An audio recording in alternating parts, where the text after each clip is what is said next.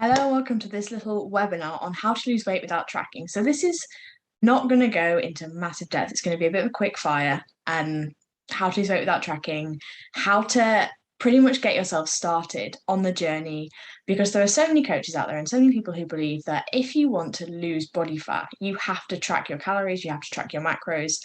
And many people don't actually know how to do this without tracking, when actually it's very easy. The majority of my clients don't track. And we have some great weight loss success. It is a little bit harder than if you're not going to track, because obviously you you don't have as much control over what you're doing, but you can absolutely achieve it. So here's some of the things that I do with my clients to achieve weight loss success without tracking their calories, if it wants to work. There we go. So first off, we have what is tracking, just so you kind of know what tracking actually is and what I define as tracking. So it might be tracking calories. It might be tracking calories and macros. Maybe it's just tracking either or. And you'll probably have heard of like the IIFYM crowd, which is if it fits your macros, which is all based around tracking your food. Is kind of seen as the original flexible dieting, although in my opinion, not that flexible if you have to stick to this rigid set of numbers. Maybe you just track calories and protein, maybe you track your fruit and veg servings. In essence, you can track whatever you want. These are just some of the most common things that people do track to help them stay accountable. And non-tracking nutrition is basically the exact opposite. It's not having a spreadsheet, it's not entering anything into an app, it's exactly what it says on the tin, it's not tracking. No apps, no spreadsheets, no this is what I have to do, no numbers. So it's very much more about the food. So I would say tracking is more about the numbers, and non-tracking is more about the actual food itself. So it's much bigger emphasis on the food. And it's just living your life, eating your food, doing your thing. So if we're going to not track, we have to consider the fundamentals of weight loss and what it actually is that we're trying to achieve. Because many people, when they start tracking, they get very caught up in tracking and in the numbers. And it's like, actually, the aim is to lose weight. The aim is not to become the best person ever at tracking. So do bear in mind the fundamentals of weight loss when you're not tracking your nutrition and trying to lose weight. You have to be in a calorie deficit. It's a non-negotiable. You don't have a choice when it comes to this one. If you want to lose body fat, need to be in a calorie deficit. So you need to be consuming less food and or expending more energy. And that is the entire underlying principles. And that is what the non-tracking fat loss nutrition is based on. So if we're going to lose weight without tracking, it's important to remember that you don't need to write down how many calories you've eaten to be in a deficit. And when people have tracked for a long time, maybe this is you, maybe you've tracked for a long time and you're looking at moving away from tracking, and they start to freak out because it's like, oh my God, I don't actually know how many calories are in this food. And it's okay. You don't need to know how many calories are in it to be in a deficit. You don't need to write it down.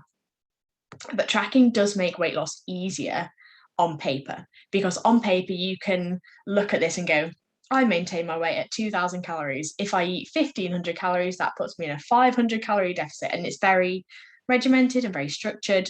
So it's hypothetically a lot easier. However, in real life, it can become more difficult because we don't expend the same amount of energy every single day. So you never know that you're actually in the exact 500 calorie deficit. And there is seasonal variation in the energy that is in produce. So just because the bread rolls say this bread roll contains 150 calories, it doesn't mean that every single bread roll will contain 150 calories. There are errors, there are inaccuracies. It's difficult to track. A lot of people, if you have tracked, you might know this, and you've tracked and you weren't losing weight, there are things that people miss, like cooking oil and milk and stuff like that. So while on paper it's easy to go, I'll just eat 1,500 calories and that'll put me in a 500 calorie deficit, in real life it doesn't quite work like that. And a lot of people can find tracking very stressful and find that tracking actually pushes them towards overeating, because they end up getting stressed out about it, and then they end up not doing it perfectly, and then they end up overeating because they're stress eating, and it can actually make it more stressful for some people. So I think it's naive as a practitioner. If you're a practitioner who's watching this, it's very naive to think actually like all my clients will be able to, will want to, and should track their calories. There are a lot of people that actually really don't need to. But tracking does make it easier to control and easier to manipulate, because if you're not losing weight on 1,500 calories, you could try dropping down to 1,300, like hypothetically, in a perfect world, that's what you could do. Generally makes weight loss a bit quicker if you are able to stick with the amount of calories. And this is one of the big things as well. Just because you write down in MyFitnessPal that you're eating 1,300 calories every day, it doesn't mean that you're actually eating 1,300 calories a day. Sorry if you feel attacked by that, but it's one of the things that I see most commonly as a practitioner. People going, yeah, I'm eating 1,200 calories a day. And they're not, because that snack that they didn't track, or that weekend that they didn't track where they actually ate 6,000 calories a day. There are so many things where you if you're not accountable to it, it can look like you're doing things right, and actually you're really not. So for a lot of people it is quicker, but for a lot of people it's really not. And for some people, tracking just doesn't suit them. So a few populations off the top of my head that I think tracking isn't really suited to. It's people who have family lives. So if you eat as a family, it's very difficult to, it's not very difficult, but it's tedious. It becomes very tedious to track it. And people who have previously had eating disorders or a history of disordered eating, or people who just get stressed out by that kind of thing. Like, I'm one of those people. I hate tracking my calories because it just stresses me out a little bit. And there are things that I'd much rather be doing with my time. I'm a busy person, can't be asked, don't want to live my life dictated by an app. So how do we actually do it? We need to, I like to refer to it as putting yourself into a calorie deficit by accident. And what I mean by that is the behaviors that you do put you into a calorie deficit. So when you're tracking, you're very purposefully going, I'm only eating this many calories. Whereas when you're not tracking, you have no idea how many calories you're eating, or you might have a rough idea. If you track for one, you can eyeball things. But it's all about building and developing habits that put you into a deficit without you necessarily knowing how many calories you're eating, so that over time you see weight loss. So it focuses on habits and behaviors as opposed to like the actual numbers. And it does require some time and some patience and some getting to grips with it. It's not particularly easy. It does require a little bit of trial and error. So it's not like with tracking where you can dive straight into it and you just automatically know that you're eating 15, 16, 1800 calories, whatever it is. It takes a little bit of trial and error until you go, maybe having half a block of cheese with my dinner doesn't fit in the calorie deficit. Okay. And just because you're not tracking, it doesn't mean that you can't learn the caloric value of foods. You can, if you're not sure about something, have a look at the food label on the back, have a look at what a portion size actually is, have a look at when it's 100 grams of cheese is 400 calories or whatever it is. Look at how much 100 grams of cheese is and you go, oh shit, I had that in my sandwich, so that made the sandwich that I thought was about 300 calories actually about 800 calories. And there's absolutely no shame in that. It just takes a little bit of time to get to know what's going on. I know that I come at it from a very privileged position of having all this knowledge about food because it's my entire life, but it does take a bit of getting to grips with. And it takes a bit of diligence, a bit more diligence, because you have to consider and be like, actually, would this be the best thing for me to do right now? How energy dense is this? And it takes, you just have to keep an eye on things a little bit more. You can't, yeah, it may leave a bit less flexibility for energy dense foods. Whereas the whole idea of the IAFYM kind of era was to give you the flexibility to eat Oreos and donuts as much as you wanted, as long as they fit within your calorie deficit. If you're not tracking, you have a little bit less flexibility to do that because you don't know exactly where you are calorie wise, but you know you can learn over time from general patterns of habits and behaviors actually how much of that kind of junk, and I'm saying junk in inverted commas because we all kind of know what I mean when I say like junk food, how much junk food you can kind of habitually incorporate into your diet. So for example, for me, when I was ultra training, I could pretty much eat what I wanted and I was still dropping body fat. But I know that now that I've pulled back a little bit from that, I have to be a little bit more diligent and I can't just eat 3 cookies because I want them. And it's getting to know things like that and getting to know roughly how much food your body needs and what that looks like for you in a day. So top tip number 1, establish a routine. And this is so helpful for so many people because many people just have such erratic routines when it comes to their food and their eating behaviors. So this means eating at regular times. So maybe having breakfast at a consistent time, having lunch at a consistent time, having dinner at a reasonably consistent time. And that doesn't mean like breakfast at 7 on the dot. It means that you wake up and you have some breakfast. It maybe means that you have breakfast every single day and you're not skipping meals. Or that you just have like a consistent regular meal pattern, and that you kind of know when to expect food, because it's that kind of thing teaches your body when to expect food. Having some structure to your meals. So, for example, maybe you have a similar breakfast and lunch, and I do this, and it works a dream. So for me, it's like I have cereal, fruit, and milk for my breakfast, and for my lunch, I usually have something sandwich based or some leftovers or something like that. But having this similar structure and this similar formula can help you to get to know how to structure your meals in a way that works for you. You could have a bit of a formula for your meals. So I use this with a lot of people, is having about a third of the plate as fruit and vegetables, about a third of the plate as lean protein, and about a third of the plate as carbohydrates. Maybe going up to half the plate as vegetables if they are trying to push fat loss a little bit more. So half a plate of veggies, quarter of a plate of protein, quarter of a plate of carbohydrates. And it works quite nicely. And you can actually visualize what that looks like on a plate. So yeah, here we go for me. And this is kind of what my day looks like. Cereal for breakfast, sandwich and fruit for lunch, usually something meat, potatoes, and 2 veg related for dinner. And there are so many things you can do within those parameters, and it works really well. So it's all about finding what works for you. So establish a routine around your food and your eating patterns. Minimize snacking and eating between meals. This helps so much. For so many people, it's not the actual meals that they're eating that throws them off track, off the rails, that derails their fat loss efforts. It's what they eat between the meals and what they eat that's outside of their normal habits and their normal routine.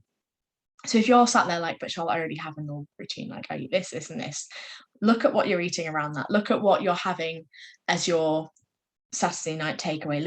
Look at the cookie that you're having in the office, and look at those kind of things. So don't snack between meals. And that is I rarely tell people to put rules in place or guidelines in place in their nutrition, but this is a guideline, and it's a very helpful one to stick to if you are struggling with weight management, is don't snack between meals or don't eat between meals. You know that it is not that long until your next meal. You will get through, you will survive.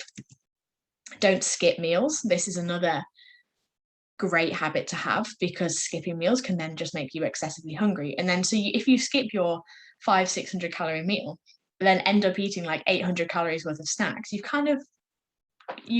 doesn't really make sense in that regard. And have larger meals instead of small meals plus snacks. So again, if you do the maths, if you try and have a 400 calorie meal, but then have 300 calories worth of snacks, 700 calories, you could have just had a 600 calorie meal, and it'll probably fill you up more. And then you might have a smaller dinner. And learn to eat enough at meal times. Learn what you actually need to fill you up and to keep you feeling full. Many people put these arbitrary limits on how many calories they are like allowed to eat at meal times, for example.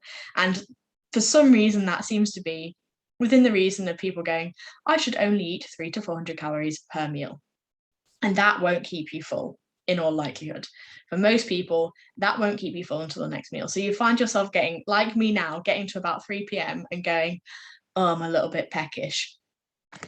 If you had eaten a larger meal, if you knew what keeps you full, you probably wouldn't find that, and then you probably wouldn't go diving in the snack cupboard and derail all your own effort. So learn how to eat enough at meal times to actually keep you feeling full. Number 3 is to focus on predominantly whole foods. And this is where that thing that I mentioned about having a little bit less flexibility for highly palatable foods, for energy dense foods, for cake, for donuts, for biscuits. Focus on single ingredient foods. And by that, I mean stuff like things that don't ask me why I have a pair in my office. Things, do you know what I've got in my office that's even weirder? Single ingredient foods. Focus on stuff like this, stuff that you don't really have to add anything to, stuff that stabbed me. Ow. That was sharp. Oh. Got it. Sorry about that. Sad find my pineapple. Slice my finger on the leaf. Where was I? Much easier to control calories in single ingredient foods because they're not highly processed, they're not highly refined, they haven't gone through that manufacturing process which is designed to make them, to hit that sweet spot of hyper palatable, friggin' delicious, makes you want to eat more.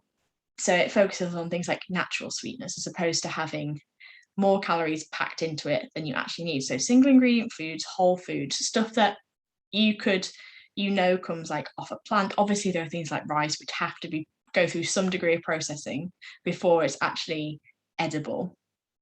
But if you know where it came from, you could identify the plant, the animal, the bird, the whatever that it came from. It's probably a really good thing to include in your diet. They tend to be a little bit less energy dense. And by that, what I mean is, let me use an apple, for example, all the fruit in the office.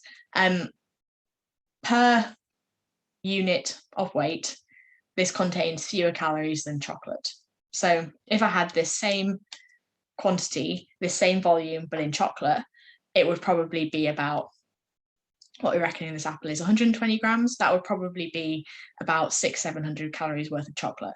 But that's what, like 70-80 calories worth of apple. That's energy density. So low energy dense foods are a lifesaver, and they tend to be single ingredient foods. So try to incorporate lots of different colors as well. As demonstrated by my wonderful fruit basket, the more colors you have, the more nutrients you're getting. So in general, few rules to follow: more fruit and veg, more lean protein, and more like legumes, beans, pulses, grains, things that you get from plants. In my opinion, most people should be striving to eat more plants. Number 4 is to pay attention to hunger and fullness cues. So this means that learning what your hunger and fullness feels like. And I don't mean that you always honor your hunger and fullness, because this is something that the nutrition industry's kind of got hold of, like the intuitive eating things kind of got hold of, and it's very much like you should always honor your hunger and fullness. You don't have to if you don't want to, but you need to learn what your hunger and fullness feels like for you to decide whether you're going to honor it or not. I'll tell you what this means in a moment. So if you want to learn what your hunger and fullness feels like, you're going to need to slow down, because it takes a little while for bellies to send signals to brains to say, actually, you're full, you can stop eating now. So slow down. If you're a person that wolfs your meals down, take a breather, be a bit zen at your meal times, put your knife and fork down between every few bites, chew your food properly before you swallow it. Again, don't wolf it down, and give yourself time to feel it and be curious about it. So approach it with curiosity. So once you kind of have a bit of an awareness of being like, actually, maybe I think I'm full, make peace with being a little bit hungry sometimes, and know that it's not the worst thing in the world, and know that you're not actually going to die. I feel like we've been somewhat conditioned to go, oh, my belly's rumbling, I need a snack. And think about it, like, do you actually need a snack, or is it actually all right? And will you make it through to the next meal? What we don't want to be doing is getting massively overly hungry and going into the next meal absolutely starving so that we overeat at the next meal. But a little bit of hunger sometimes isn't a bad thing, and it probably is a good sign that you're in a calorie deficit. So there we go, not eating when you're hungry. Sometimes you don't have to eat when you're hungry. It's about knowing that that is your body's way of going like, oh, we've digested that food and our belly is empty now. We could do some more if you fancy. And it's okay for you to make a decision around that and go, no, I'm actually going to parent myself and just hang on until tea time because it's not that far away.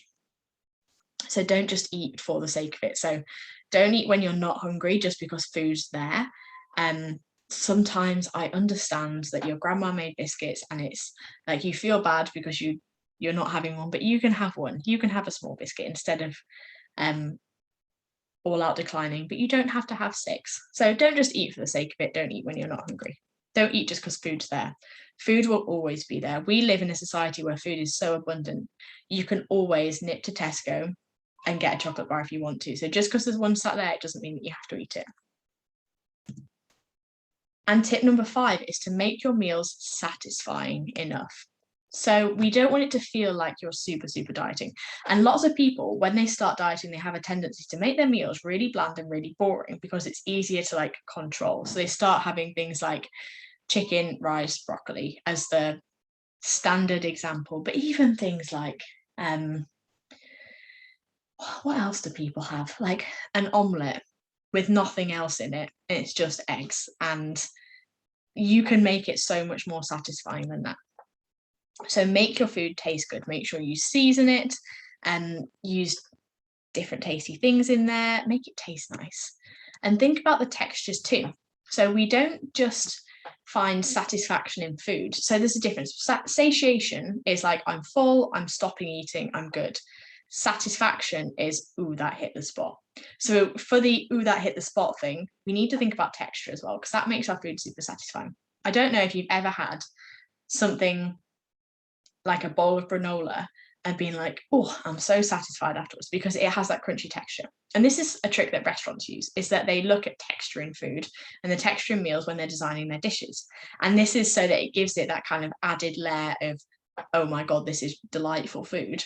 So they look at things like chewiness, something squishy, something soft, something creamy, something crunchy, something spongy. So when I was a pastry chef, we would look at doing something like a tuile, which is like a biscuit, or a soil. So we had something crunchy, and then like a mousse or a cheesecake or something like that. And then we'd have maybe some like jelly or some fresh fruit or like a sauce or an ice cream. And we played around with temperatures and textures and tastes and like things in your mouth, experiences in your mouth. I'm salivating now. I'm actually thinking specifically about one dish we did, which is a mango cheesecake. Oh, so good. So think about the texture as well, because texture contributes to satisfaction. And make sure, this is again where people go really wrong, is make sure that you're eating enough protein, carbohydrate, and fat per meal. Fat and carbohydrate are two things that people are always trying to cut to bare minimum when they're trying to lose weight. And you don't need to.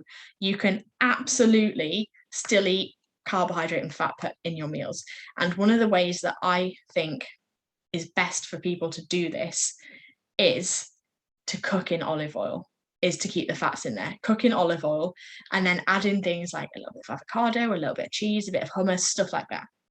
But so many people then swap out all their cooking oil for fry light spray. And fry light spray is one of my biggest bugbears in the industry. I hate it because it makes people's meals so much less satisfying. And fat contributes to satiation and satisfaction and making you feel full, because it helps to slow down all of the food that's going through your digestive system by adding a bit of energy density. Making sure you've got enough carbohydrate in there as well, some nice starchy carbohydrates. So thinking about bread, rice, pasta, potatoes, things like that. Don't try and cut it all out all at once. And make sure that you're eating enough calories per meal. I touched on this earlier. Don't try and cut all your meals down to 300 to 400 calories. You can have 3 600 calorie meals per day, and that's still only 1800 calories. It's not the end of the world. And then adequate food volume to fill up the plate. And this is where your fruit and vegetables come in. And this is where your low calorie density foods come in. So having plenty of fruit and vegetables to fill up your plate, because we eat with our eyes as well. So when our brain sees a full plate, it goes, oh, that's enough food to fill me up, regardless of the number of calories that are in there. And you have this preconceived idea that that food will actually fill you up. So if you bulk out some of your meals with vegetables, you're going to have this perception that it will actually be more filling than if you don't put those vegetables in, despite the fact that it's not that many more calories. Use a smaller plate if necessary. And then finally, number 6, just take a common sense approach to your nutrition. And I know this is easier said than done. And again, I know that I come from a very privileged position saying this. But all you need to do is consistently make good decisions. And this is all about making helpful decisions. So looking at things and going, will that help me in what I'm trying to achieve? And if it does, then like go for it. And if it doesn't, maybe reconsider. So, and this is where the common sense thing comes in. People go, but how do I know if it's helpful or not? You inherently know that the entire bar of dairy milk probably isn't helpful. You know that having the whole large pizza probably isn't helpful. You know that having as little pizza as possible, or having like a quarter of a pizza, would be way more helpful than having half, because you know that cheese is energy dense, you know that pizza is energy dense. Just show up every day. And this is something that I talk about a lot in terms of achievement and the things that I've achieved. When I was writing a book, I just wrote a bit every day. When I was training for 100 kilometers, I just ran most days, and I just followed the plan, and I just kept, and it wasn't perfect. It was never perfect, but I just kept doing it. When I was diving, I just turned up at every session. I just did some stuff, and I did a bit every single day or every other day or as often as was planned. And let go of this idea of perfection, because it will never be perfect. I'm going to do way more talking about this because it seems to be such a common theme for people, but nothing will ever be perfect. And if you chase perfection, you will constantly be unhappy. Or reframe it. Why is that thing that you think isn't perfect not perfect? Is it not perfect because it didn't go as you expected it to? In which case, do you need to reassess your expectations of yourself? Start telling yourself, no, this situation's perfect. This is fine. This is great. If you get an unexpected invite for dinner and you haven't planned for it, just go, okay, that's perfect. That's great. Just try it and see what happens. And ask meaningful questions to help you make decisions. So this is again where the common sense thing comes in. Am I hungry, or is it something else? When you find yourself reaching for, I don't have any chocolate in here, unfortunately.